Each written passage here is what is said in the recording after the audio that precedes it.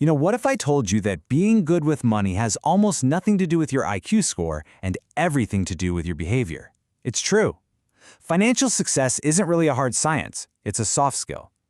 Today, we're going to dig into some brilliant lessons from Morgan Housel's book, The Psychology of Money, to show you that how you act is so much more important than what you know. All right, let's kick this off with a story that pretty much flips our whole idea of wealth on its head. It's a real-life paradox that challenges everything we think we know about being smart and being rich. So on one side, you've got Richard Fiscone. This guy has a Harvard MBA, a top job at Merrill Lynch, the whole 9 yards. And on the other side, Ronald Reed, a lifelong janitor and gas station attendant. Now, just based on their job titles, you probably think you know exactly how this story ends, but you'd be totally wrong.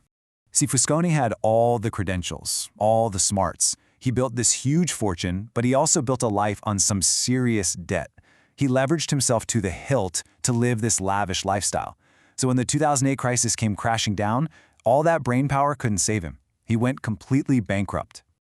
Ronald Reed's story, though, was the complete opposite. It was incredibly simple. No fancy financial training. He just saved what little money he could. He put it into stable, well-known companies, and then he waited. That's it. For decades. His secret weapon wasn't some complex spreadsheet. It was just plain old patience. And that patience? It compounded his little savings into an $8 million fortune. And this really gets to the core of it all. Ronald Reed, the janitor, ended up way ahead of the Harvard-educated executive. This isn't a story about intelligence, it's a story about behavior. Reed was patient, Fiscone was greedy, and that gap in behavior was way more powerful than any gap in education. So what was this invisible force that turned Ronald Reed's simple patience into millions of dollars? Well, it's a concept we've all heard of, but honestly, our brains are just not wired to fully grasp its incredible power. We're talking about compounding. To really get a feel for this, let's talk about the master himself, Warren Buffett. His net worth is just a staggering, almost unbelievable number, $84.5 billion. But here is where it gets absolutely wild. The vast majority of that wealth, the chunk that makes him Warren Buffett, a mind-blowing $81.5 billion of it, was accumulated after he was already old enough to collect Social Security. This is the perfect picture of compounding. It shows the almost ridiculous power of getting good returns and just letting them ride for a very, very long time. The runway is everything. Now, you might think Buffett is the best because he earns the highest returns, right? But check this out. There's a guy named Jim Simons who's compounded money at an incredible 66% a year. That's triple Buffett's rate, but he's worth 75% less. Why? Well, Simons didn't really get going until he was 50. Buffett started investing when he was 10 years old. And that's the whole secret right there. Sure, Buffett is a fantastic investor, but his real superpower, the magic ingredient that built that legendary fortune, is just time. He's been a pretty good investor for 3/4 of a century. Longevity, not genius, is what won. Okay, so this brings us to another huge idea. Making money in the first place is one thing, but as we saw with our friend Richard Fiscone, keeping that money is a completely different ballgame.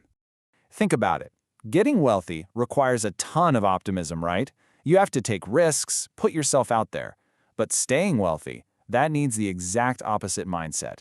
It needs humility, it needs a little bit of fear, a healthy paranoia that knows whatever you made can be taken away just as fast. And this is the key to that staying wealthy mindset. We spend so much time studying what Buffett did, but it's probably more important to look at what he didn't do. He didn't get buried in debt. He didn't panic and sell during 14 different recessions. He didn't chase fads. He didn't quit. Bottom line, he survived. There's this great cautionary tale about a guy named Rick Guerin. He was the third partner with Buffett and Charlie Munger. Just as smart as them, just as good at getting rich. But during a market crash in the 70s, he was using a ton of leverage, borrowed money. He got a margin call and was forced to sell all his shares back to Buffett for dirt cheap. He was wiped out. He was amazing at getting wealthy, but terrible at staying wealthy. The author Nassim Taleb just nails this idea. He says having an edge and surviving are two different things. And the first one absolutely requires the second. You have to avoid ruin, period. Avoiding ruin isn't just a part of the strategy, it is the strategy. Okay, so if survival is the name of the game, how do you actually do it? What's the practical tool you can use to make sure you can handle the storms that are definitely going to come? Well, the answer is a concept called a margin for error. Buffett's own mentor, the legendary Benjamin Graham, put it this way. The whole point of having a margin of safety, or room for error, isn't so you can predict the future perfectly. It's so you can have a plan that still works even when, and let's be honest, when your predictions are wrong. So let's make this real for a second. Ask yourself this question, and be honest. If your investments dropped 30% tomorrow, could you handle it? Not just on a spreadsheet, but emotionally. Would you be forced to sell at the worst possible time? Or do you have enough of a cushion to survive and wait it out? That gap is your real margin for error. And this is such a crucial mindset shift.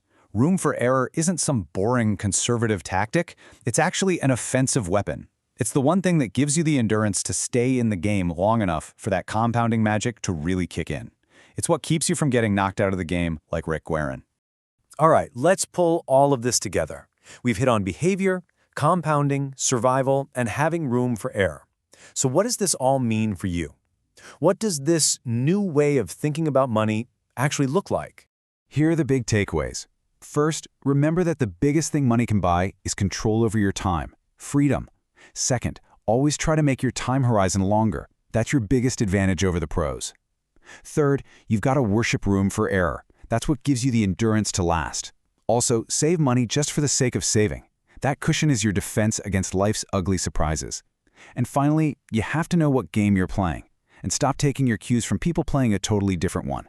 And that brings us to the last question I want to leave you with. When you think about your own financial life, what's your real goal? Are you swinging for the fences, trying to hit one massive home run, playing to win no matter the risk? Or are you playing for something simpler, but way more powerful? Are you playing to just stay in the game, long enough for patience and time to work their quiet magic?